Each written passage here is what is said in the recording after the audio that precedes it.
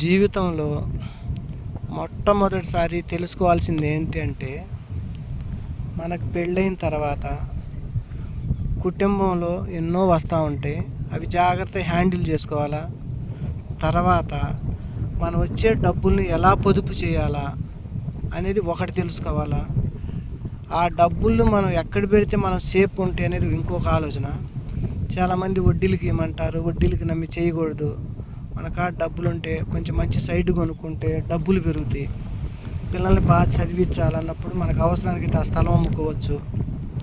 రెండో ఆలోచన, పిల్లల్ని బాగా చదువుకుంటా, పిల్లల్ని బాగా చూసుకుంటా, కుటుంబాన్ని డబ్బుని జాగ్రత్త చేసుకుంటా, డబ్బులు పోస్ట్ ఆఫీస్లో పెట్టుకుంటా, బ్యాంకులో పెట్టుకుంటా, మన కాడ డబ్బులు ఉన్నప్పుడు సైట్ కొనుక్కొని ఆ సైట్ను మళ్ళీ అమ్ముకొని మళ్ళీ ఇంకో సైట్ని పెంచుకోవటంలో డబ్బుల్ని అదొక అవకాశంగా జీవితం మనకు చాలా పాఠాలు నేర్పుతూ ఉంటుంది.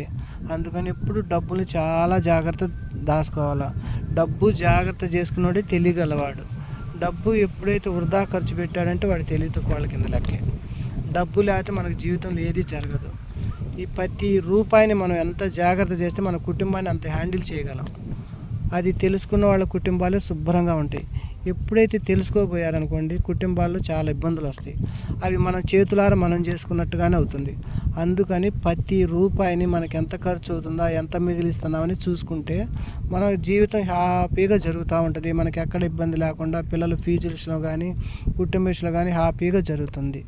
కొందరు ఏం చేస్తారంటే వాళ్ళ కాడ 1,00,000 ఉంటే ఇంకో 2,00,000 అప్పు తెచ్చి ఏదైనా కొంటారు. అట్లా కొనకూడదు. మన కాడ 1,00,000 ఉంటే 80,000దే కొనాలి, 20,000 మనం పక్కన పెట్టుకోవాలి.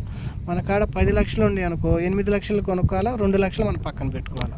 అప్పుడు మనం ఎక్కడైనా సేఫ్గా ఉండగలం.